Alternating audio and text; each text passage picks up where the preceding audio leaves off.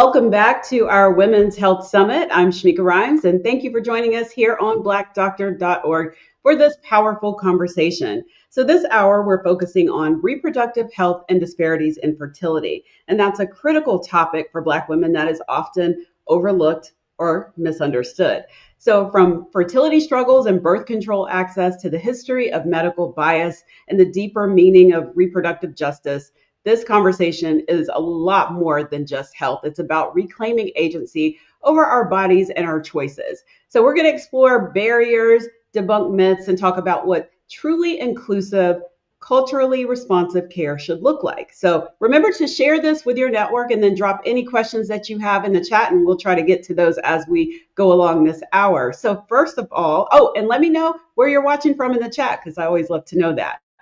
So let me introduce you to our panel of experts. Tonight, we've got Dr. Donna Adams Pickett. She's an OBGYN and the owner and operator of Augusta Women's Health and Wellness Center in Augusta, Georgia.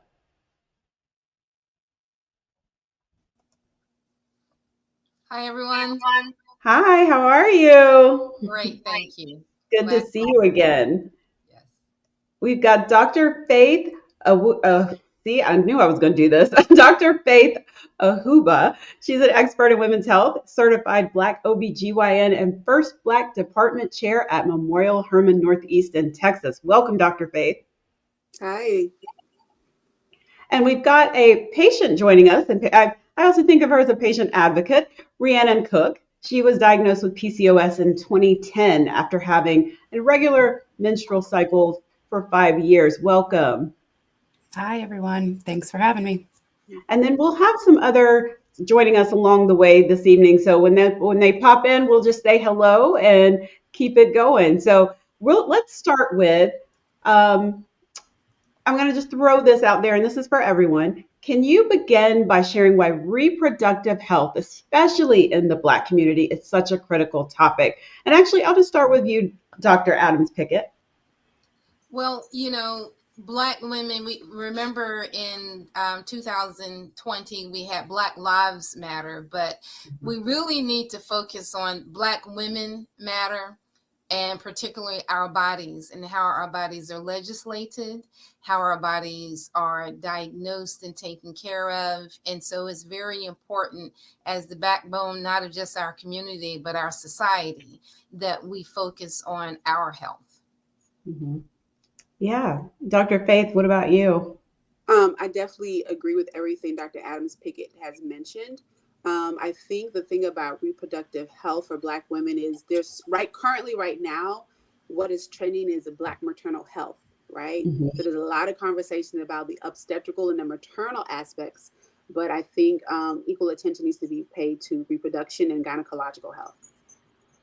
I agree. How about you, Rhiannon? Why do you think reproductive health, especially in the Black community, is such a critical topic? I think I love talking about reproductive health specifically because it can mean fertility or it can just mean health. Like, I think what I didn't understand as a patient is how fundamental my hormonal health and my reproductive health was to my entire being, regardless of whether or not I wanted to have children or try to get on a pregnancy journey and something like that. So I think it's just really, really important for all of us to remember that every single person who, is biologically a woman needs to be concerned with reproductive health, and it has massive repercussions for every other part of the body. Thank you. And I can relate as someone who had fibroids. I had no idea anything about knowing about hormone health and all that same stuff. So I totally can relate to that. So when we talk about reproductive justice, what are we talking about, and how is it different from reproductive health or rights? Dr. Faith. Right. So reproductive justice to me basically means that you have access to understanding your rights, but also there's the perspectives of, you can't ignore systemic racism, right? And how Black women have, especially in gynecology, have kind of been a sacrificial lamb for some of these research and studies, sometimes even against your own will. So rights are more so what you are deserving of, but the justice is where you have some atrocities that were that occurred. So that to me is really the main difference. Okay. Dr. Adams Pickett, what about you? What do you think? Yes, to dovetail off of Dr. Faith, from my perspective, reproductive justice is having autonomy and ownership over our reproductive system, whether it is ownership over diagnoses of diseases, whether it's ownership of our ability or decision to have children or to carry those children to term, whether it is seeking care to help us in the latter seasons of our life with menopause, to be able to have access to those resources and to make decisions about what we want to do with them. That is reproductive justice. Okay. Well, what are some common misconceptions about fertility issues in Black women and families? And I'll just come back to you, Dr. Adams Pickett. Well, the biggest misconception is that Black women don't grapple with infertility. That is the largest one. There is this stereotype of the hypersexual, hyperfertile Black woman who's able to give birth to as many women as the babies as she like whenever she wants. Well, what many people don't realize is that Black women have the highest infertility rate out of all ethnicities. Okay, again, Black women have the highest infertility rate out of all ethnicities. And so the idea that Black women can just have a baby whenever they want to, if they want to, and that it's just as easy as waking up in the morning, we need to disabuse ourselves of that notion. What about you, Dr. Faith? I 1000% echo that. It's a harming misperception that Black women are hyper fertile, right? It's the same. I know we're talking about Black women, but it's actually kind of the same misconception about Latina women as well. This hyper fertility, right? So these systemic biases, predispose Black women to having delay in diagnosis and treatment. And we've mentioned Black women being the backbone of a lot of different aspects of society. You're stressed. So it's unfair to have these systemic biases put on you when you could get treatment earlier. So some of the studies do show that women.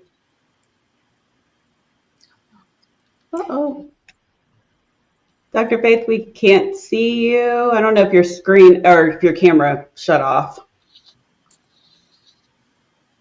Oh, I can't hear. Okay. Lost her. Yeah. I'd love to triple click on what Dr. Adams and Dr. Faith were speaking about in terms of the hyperfertility aspect. I showed signs very, very young of having dysregulated hormonal system, particularly pain. And the one thing when I was taken to the doctor was like, let's make sure she's on birth control. I think because largely, and this has happened to a lot of the people I grew up with, because of the assumption of hypersexuality and hyperfertility. And so I think a lot of doctors use contraceptives at a young age to force a period in a lot of cases. And I felt like my symptoms were being ignored and being covered over, and nobody had an explanation for me of why I had dysregulation in the first place. And I don't feel like anybody thought I deserved that answer. And I think that was inherent to my presentation in this world, as well as the ignorance or the people ignoring my pain. And so when I said that it really hurt, I don't feel like it was taken as seriously as other people. Or I think the other kind of historical thing and legacy that we all as Black women have to deal with is the idea that we are tolerant of pain, that we have higher pain thresholds, which is something that I think a lot of doctors of all colors and backgrounds subconsciously kind of understand and think. So if I say my pain's a 7, she can take it. Here's an Advil. So I think those are big misconceptions that personally affected me when I was a teenager. Thank you for sharing that. Oh, I think Dr. Faith might be back. I was gonna wait till she pops in before I ask the next question, but thank you for sharing those misconceptions. And I'm curious for those watching, can you drop any misconceptions you've heard or that you've had in the chat? Because I'm just wondering, because it seems like we've kind of all heard the same things before. Let's see. I guess I'll just go ahead and move on, and then she'll pop back up, I guess, in a minute. But why, Dr. Adams Pickett, why are Black women more likely to face delays in fertility diagnosis and treatment? Well, I think it goes right back to what Rhiannon says, the minimizing of our symptoms, minimizing of our concerns. So when we have Black women who go to the doctor and they say, gosh, my periods are pretty heavy, they're often told, well, yeah, all Black women have heavy periods. And I will say that even in our community, we'll say that, oh, baby, I had heavy, painful periods too. You're all right. Not knowing that there are certain conditions like endometriosis that have a familial component to it. So if you have very heavy, very painful periods as a mom, as a grandmother, as an aunt, then maybe our little one needs to get evaluation sooner to see if she has endometriosis, and thus need to have a conversation about her fertility sooner versus later. Mm-hmm. Yeah, absolutely. Welcome back, Dr. Faith. Thank you. I apologize. That's okay. That's okay. Well, now that you're back, I did want to get your opinion on why do you think that Black women are more likely to face delays in fertility diagnosis and treatment? That's a great question. One of my personal passions is fibroids. And so Dr. Adams Pickett spoke a lot about endometriosis. I think what happens is Black women tend to normalize actually incorrect symptoms, similar to what you were saying, where, you're not supposed to be having heavy bleeding like this. And so normalizing that experience for a long time, is going to lead to a delay in diagnosis and potentially your fertility, especially when it comes to fibroids, which occurs about 80% of Black women before age of 50. You even mentioned it yourself, right? Yeah. And so it's really scary how much despite the fact that we're in information age, everybody has at their fingertips, access to a lot of information. We're still lacking understanding of our own bodies as women. Yeah, absolutely. And it just brought to mind, even in my own infertility journey with fibroids, I dealt with fibroids for 12 years. Surgery, get rid of them, they come back, that whole roller coaster. But when they came back the final time, the doctor looked at me and said, we'll just wait. Despite the fact that my iron was super low, hair was coming out, nails like splitting, all the things that were like, my body is screaming for help. But the response was, let's just wait and see. And what wait and see ultimately led to was a hysterectomy. Because when I finally took it upon myself to go to another doctor, he said, I can't save your uterus. So I just got chills. But yeah, so that was my story. So I think that the delay and just we'll wait and see just ultimately resulted in, okay, well, this is it. So I also want to now pivot to Rhiannon to share her story, because we've talked a lot about, the barriers and delays in care. So, we mentioned you've been living with PCOS, and that often definitely is misunderstood and undiagnosed in our community. So can you share a little bit about your journey and what you wish that people that people knew about PCOS and living with it? I know we have a panel coming up later about that at some point, but yes, can you talk about that? For sure. Yeah. My story reads like a case study in how Black American women go through the healthcare system and have to learn to advocate for themselves, really, unfortunately. But I had irregular cycles from the beginning, and I didn't know it wasn't normal to not have that. And my doctor had kind of told me that, like, as you're kind of like starting to menstruate, it's going to have fluctuation, but also just didn't seem too worried about it. And then when I went to college, I was under a massive amount of stress. Everything changed, and I would go 8-9 months without having a period. I went to the health system there, and also I grew up uninsured. I've mostly been uninsured my whole life, so went to the doctor when I felt like it was really, really bad, and that scared me. So went to the doctor. The free my college at the time provided free healthcare to students, which was great. But the solution was that I needed to be on birth control. And I asked specifically why I wasn't having a period, like what was wrong. And they're like, well, we couldn't possibly know that without doing more tests. And I was like, well, could you? Like that would be kind of cool, right? And I felt like it was ignored, and I felt like nobody really cared about why my body wasn't doing it. And at the time, I really was, weirdly thinking in the future of like, if I'm having a problem now, I'm definitely going to be having a problem when I come off birth control. So at that time, I made the decision to not get on birth control because I felt like, and had read some stuff, that it can exacerbate issues and all of that kind of stuff. And I kind of went on my own personal journey to figure out what was wrong with me and how to figure it out. And it took me, if we want to talk about barriers, I think to, or what creates like a delayment in treatment, I was 23, 24 maybe before I found a doctor who understood how to build a rapport with me. And I think that is so, so key as a patient, to be able, you're meeting someone, you're 17 years old, you've got some symptoms, and you're in a room with somebody you've never talked to before, who understands nothing about your culture. And I'm supposed to tell you intimate details about my body. That's crazy. So I wish I had access to, quite honestly, like I wish I had access to an OBGYN who was like my aunties, like I wish I had somebody I could have talked to about it.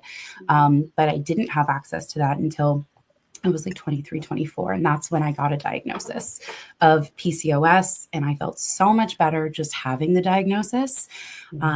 Forget about treatment, like just even understanding what's wrong, or that there's a reason for the way you're feeling, made me feel leaps and bounds, just so, so much better. And I can't imagine having gone any further in my life, just thinking that there was something wrong.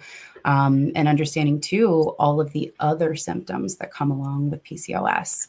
And it explained a lot.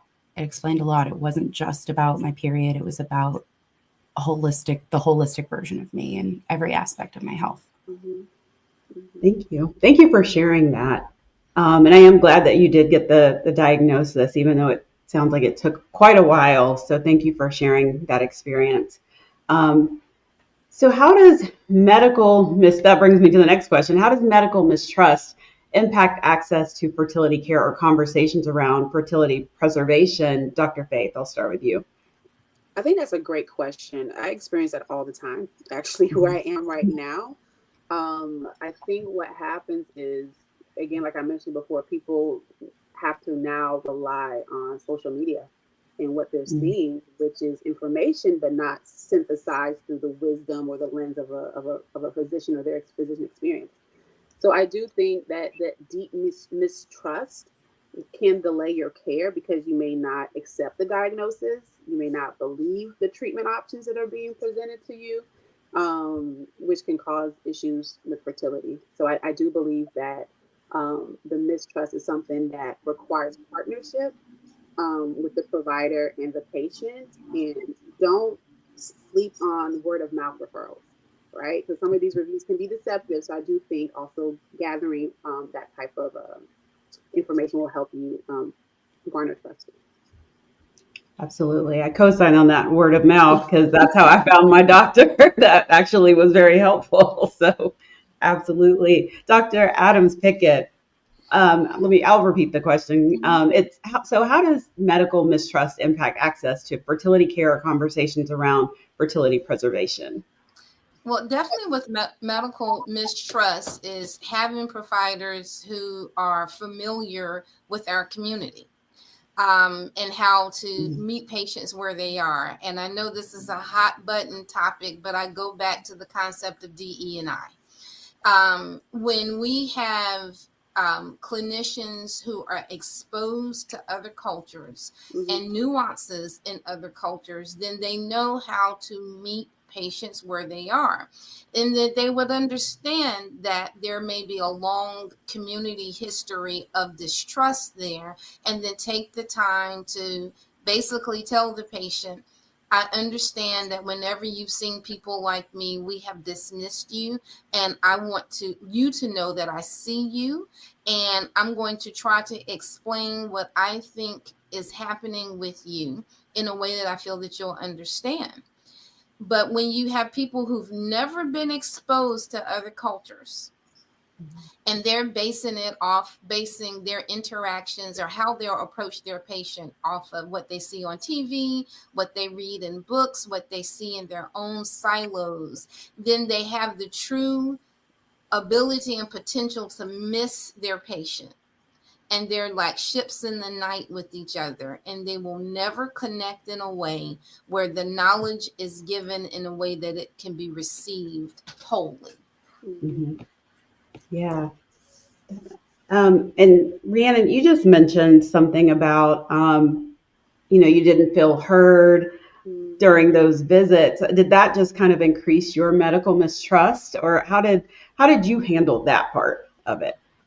Yeah, I mean, I think every time I see it now that every time a Black woman walks into like the doctor's office, we have to be brave. You're preparing yourself. You're talking to yourself in the car. You're making a lot of, and I think a lot of that comes from this idea of worrying that the person that's supposed to give you care doesn't care. And that's how I felt. I felt that I was a problem they were trying to minimize or just get to go away, as opposed to somebody they were really truly seeing, who were like, it is curious that you have these problems and we should figure it out because it's important. Mm-hmm. If somebody had said that to me, I think, and I hope a lot more doctors start speaking to all of their patients that way, because that's what we all deserve. Absolutely. Well, what barriers still exist for Black women when it comes to, the access to, for example, birth control, or, from provider bias to cost misinformation, all those things. Rhiannon mentioned, some barriers a few minutes ago. Dr. Adams-Pickett, what barriers do you think still exist for Black women? Well, definitely access to assisted reproduction by far. Mm-hmm. Particularly when we find that women in our community are having difficulty getting pregnant and staying pregnant, and being able to actually speak with a specialist in that area. Those services are typically not covered by commercial insurances, and they're definitely not covered by Medicaid. And so we have many members of our community who, are not in a position to take on that extra cost for assisted reproduction, or actually deep diving to see another specialist, or even going from one physician to another. We may have insurance plans with very high deductibles, and we've seen one doctor for our annual exam. We didn't like that doctor, but we can't afford to now go see another doctor. So then we kind of sit in our state of unhealthy state because we don't have access to those resources. Mm-hmm. Dr. Faith, how about you? What barriers do you think still exist?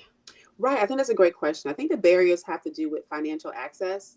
Mm-hmm. One of the things we talk about, like I mentioned before, Black maternal health, that postpartum period is really critical. And when you don't have access to things like Medicaid or any type of continuity of care, you're going to have a barrier to getting some birth control, right? And so you will have patients that come back, pregnant again, or maybe, stereotyped, but they just didn't have the access that they needed to birth control. So I think that's a bigger systemic issue when it comes to that. And then also, what's the word I'm looking for? Provider education of all options, right? Sometimes people may get stuck in their ways and not understand that, hey, the indications for, like, for example, for IUD is changing, that you can use it longer. Or there's things like Phexxi, which is a vaginal gel that you can use. So just kind of providers staying up to date with current information that you can educate your patients on. Mm-hmm. Yeah, one of the things I've been noticing just over on TikTok, I don't know how I ended up on that side of TikTok, but probably because of my other podcast, but I've noticed that a lot of women are now, as they enter menopause, the same thing is popping up again. The barriers to getting hormone replacement, or barriers to, just kind of like Rhiannon said, what is going on with my hormones? There are some that are in their 20s and 30s that have no idea what is happening. So I think that's, and that copay, if they have insurance or if they are paying out of pocket, and you're hopping from provider to provider trying to get answers, I think that's a huge problem too.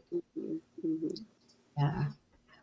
So how can we ensure access to all forms of contraception, not just the ones that are most often pushed on low income or Black communities? Dr. Faith, I'm gonna come back to you on this one. I think, like I've mentioned before, education is a big thing. And understanding what you want your family planning or your contraceptive health to look like, and then kind of working backwards, if that makes sense. So sometimes you go to the office and you're just told this, but you can actually present with, this is what I want for myself. Help me figure that out. So when it comes to contraception, regardless of payer or financial resources, I think education is going to be huge. Okay. I would definitely. What are your thoughts? That. I would, forums like this right here. You mentioned going to that side of TikTok. I actually did a whole TikTok series on different types of contraception, because what was happening is I would have moms bring their daughters in and say, okay, she's getting the shot. And that's it. And they didn't get a chance the daughter didn't get a chance to even hear what the other options are. And mom is just like, I know this is going to be the easiest thing without knowing the pros and cons. And so again, as Dr. Faith said, the education, when we have forums like this, then we are taking the place of those clinicians who are not sitting down and use the Latin meaning of doctor is teacher. So when our colleagues don't take that seriously, then we have to do what we're doing right now, serve as a resource for our community. Wow. I'll have to go find you on TikTok now, because I want to see the series. Yeah, do it. Well, how has the history of reproductive coercion and forced sterilization shaped Black women's relationship with birth control today? I'm just going to throw that one out there to whoever wants to answer that. I'll jump in first and say that was one of the reasons I was most dubious. One, when it was made as a suggestion for like my medical treatment, I didn't feel like somebody could have properly diagnosed me and understood what was wrong with me in the 15 minutes that we got. So there was that. But then on the underlying side of it too, just really, truly feeling like sometimes like you've been historically looked at as an experiment, or just something that people are trying to control, essentially. And so I felt like that the medical mistrust guided me into the direction of feeling like it was a mechanism of control over myself. And like at 19, you don't want anybody to control you. I wish it had been approached differently, because it's absolutely like, as you get older, you learn more about the context of it. But within the entire context of the system that we lived in, it felt like something that absolutely affected my decision to not take oral contraceptives or any of the other kind of like hormone-based contraceptives for most of my life. Thank you for sharing that. I think, what saddens me the most about Rhiannon's story is that her providers really did not really explain the biology and the physiology of the disease process, to explain that even though these medications are called birth control pills, in this context, they were not being used for birth control. They were used to help you, hormonal control, to help kind of regulate your hormones. And that, you see, it took me 2 seconds to say that. 2 seconds to say that. I mean, better late than never, Dr. Adams Pickett. to just say, hey, there's not an FDA category for hormonal control pills, so they're called birth control pills, but in your case, your hormones are doing X, Y, and Z, and I'm trying to get them all, and this is the medication that can help us turn those switches on and flip a few things in and get you aligned. That's all that they needed to do. So with our historical context of the Mississippi appendectomies, which were the tubal ligations under duress, and we can understand why our patients would say, no, you just don't want me to get pregnant, so I'm not going to take that.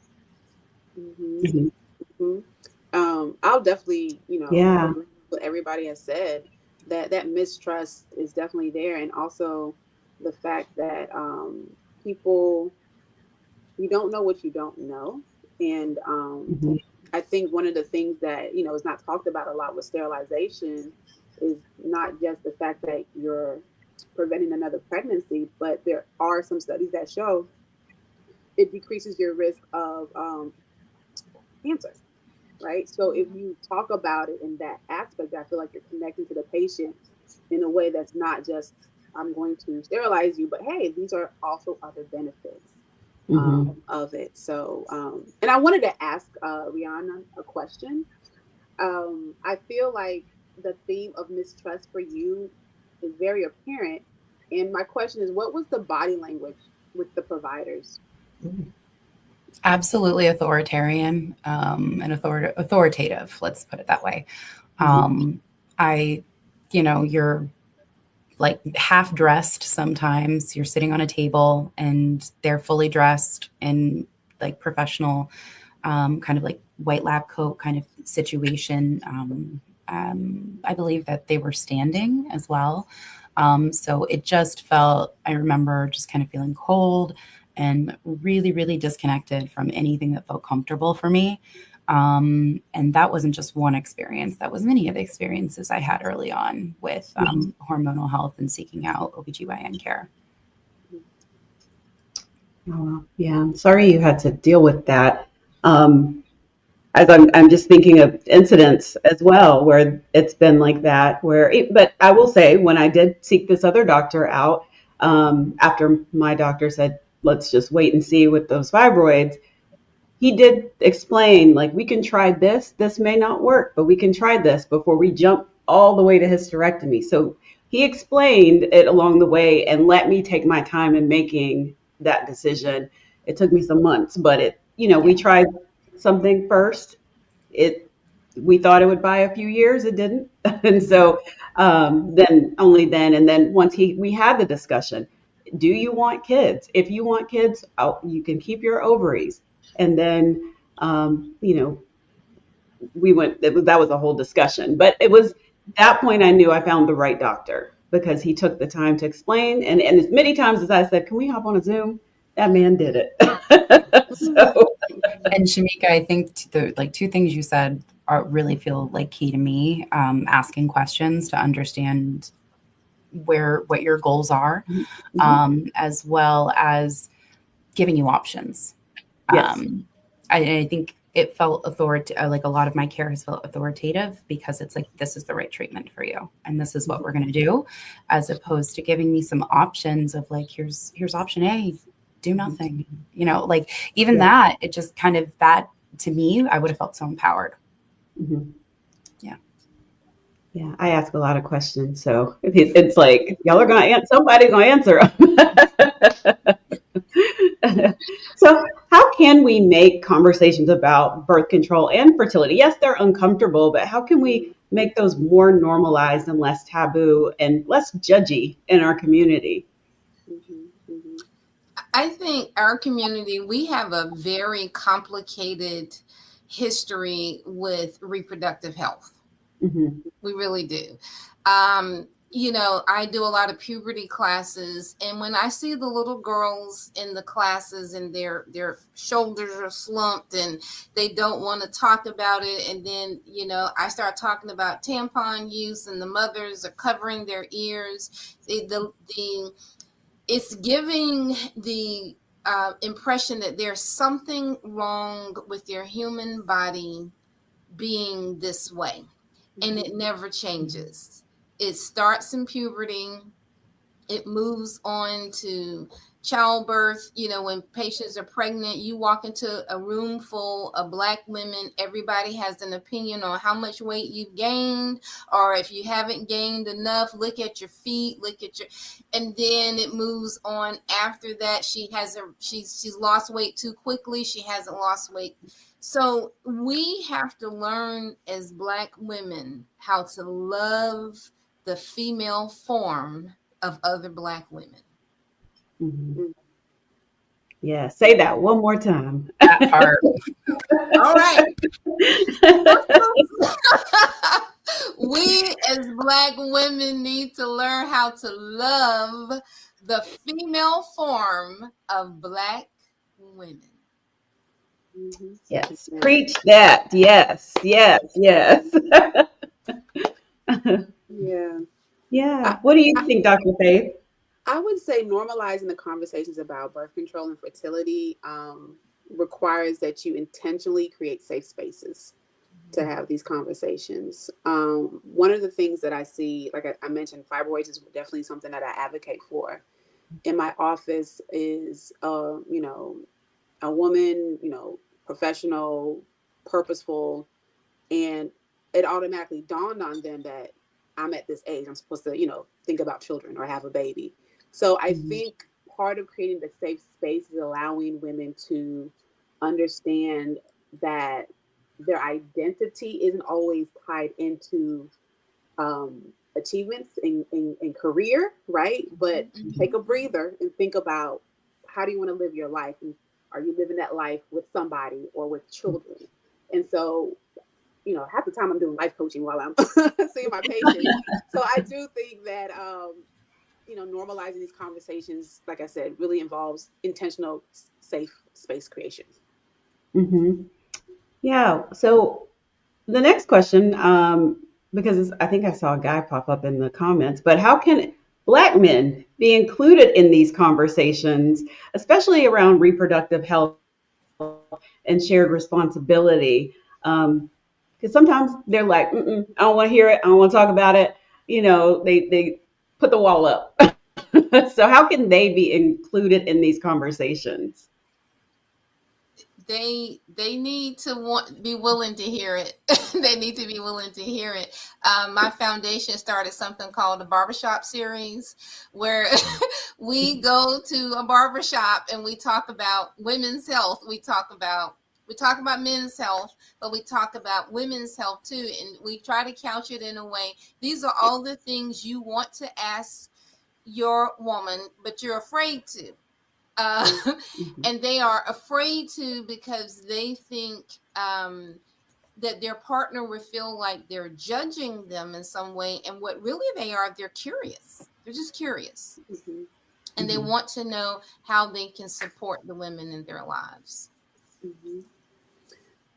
I think, when you think about reproduction and birth control, one of the things that come to mind is vasectomies. Right? If you ever mention a vasectomy to a man, regardless of their gender, regardless of their culture or race, it's a completely shut down. So I think reframing the conversation as a partnership, decision, a family building decision, as opposed to things that limit your manhood, if that makes sense. Yeah. So I think those are some of the things that I would consider. Yeah. I think just all of us are just woefully undereducated about how all of this works, how these bodies work. I remember like in health class, like literally when we learn this, they separate men and women. And I think before that point for sure, but from that point on, you understand that men aren't allowed to learn Like it sends them that message that it's not important what they're learning over there for you, but it's absolutely super important because it's about how you support your partner, your aging parents, your children. Like all of these things are really, really vitally important that we all get a better understanding on. And so just being willing to be in a room and like ask your question, but also like listen and just do your best to like understand. Because I know I've been in spaces where I've been talking about my experience with my health with PCOS, and you can just kind of feel like men being like, Yeah. like you can just feel them get uncomfortable. And I would love for everybody to just sit with why it makes you uncomfortable. What about any of this is uncomfortable other than you're just not used to it. And that's something that, forums like this really kind of encourage. That also reminds me of I did an episode on my podcast, Ladies Edition, and we brought men in and we said, let's talk about fibroids. And it was like, and then they just flat out said, we don't know what that is. We don't know what it feels like. We don't know what we're supposed to do because, so we just are there and y'all are angry. And it's like, what did you ask? Yeah. Communication, open your mouth, ask, talk to us. Speaking of the TikTok sphere, a lot of the videos that have been more popularized recently have been a lot of these videos of men using the little kind of like e-stim pads that simulate period cramps. Have you guys seen this? One, hilarious, amazing, very, very fun. But actually, it's opened up, like it's very, very funny because, things that are very, very low and they put them on women too at the same time. And, she's just doing the dishes and living her life and he's crying. But it's actually opened up a lot of conversations like with my male friends and male people in my life of like, it doesn't hurt you like that, does it? And it's like, since I was 12, man, like, come on. Like, so I think weirdly, even things like that of like finding ways that we can share our experiences and get men curious and that kind of thing are really massively helpful. Absolutely. I see a comment from Casey J. She says communication is a lot better now than when she was younger. And she's suggesting a second doctor if you don't feel like you're not getting the right answers. And I co-sign that too. She said she did in the late 70s when she was, and several other people she knew were being misdiagnosed. And some people were even sterilized unnecessarily in her area. So it's, wow, I'm glad that we are able to have these types of conversations and hear other people's experiences. I do believe that storytelling, sharing experiences, advocating for yourself and others is huge. So as we wrap up, though, I do have to ask one last question. What is one thing that every Black woman should know about her reproductive health that often goes unspoken? Dr. Adams Pickett, I'm going to start with you. I knew you were going to come to me first. I didn't know if you had your props today or not. Think about it. That you are on a timetable. You are on a timetable. You cannot assume if that is something like Dr. Faith says, if your vision of yourself in the future is to have children and have a family with someone, there is a timetable for that. I know we have lots of faith in our community, and a lot of times we say, well, God's willing. God wants us to listen to his will, and his will was that he created lots of doctors with knowledge to help you know that you need to put it on your schedule.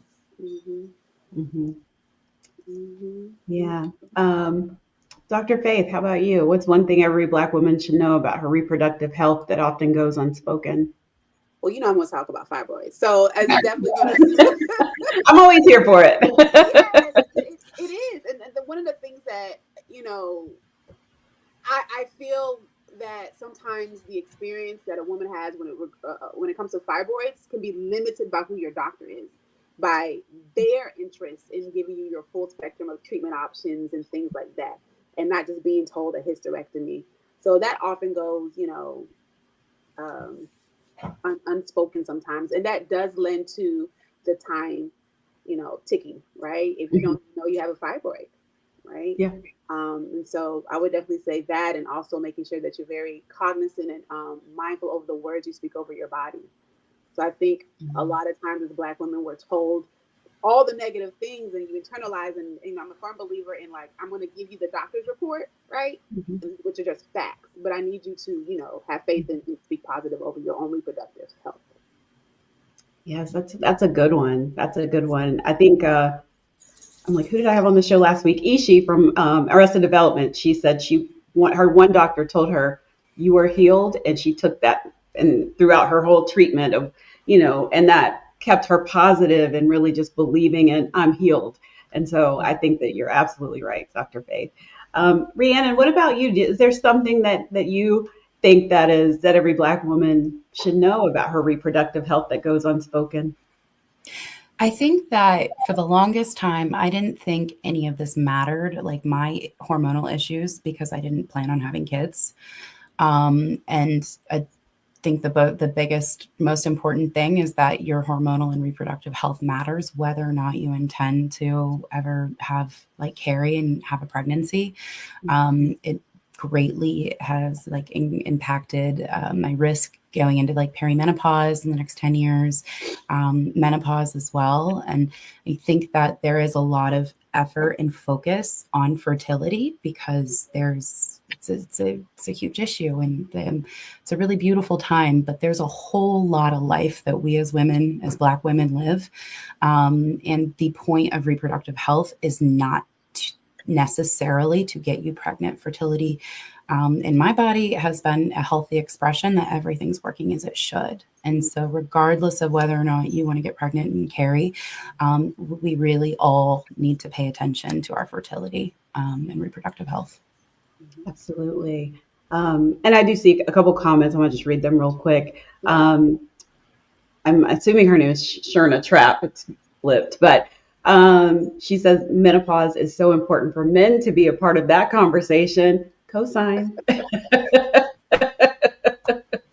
Cosign. Absolutely. Well, I want to thank you all for coming and taking the time to talk about reproductive health and fertility. This was such an important conversation, and I know I got a lot out of it. I had not planned to share my business like I did, but I felt that it may help someone. And I'm super glad that Rhiannon, you felt comfortable enough to come and share your story, because I think it has impacted a lot of us. And Dr. Adams-Pickett, it's always a pleasure. And Dr. Faith, absolutely enjoy that you are advocating for fibroids. Thank you for fibroids patients. I wish I had come to you or Dr. Adams-Pickett when I was going through it. So thank you again for joining us for this important reproductive health panel on our Women's Health Summit. So the summit does continue coming up next at 7:00, the Sister Circle Building Community After Diagnosis, which is focusing on breast cancer. So for more information, though, on reproductive health and fertility, you can head over to blackdoctor.org. There's plenty of articles and resources there. And I will be back on here at 9:00, so I'll see you guys in a little while. So don't go anywhere. Watch the next panel, though. Thank you guys so much for joining me. Thank you.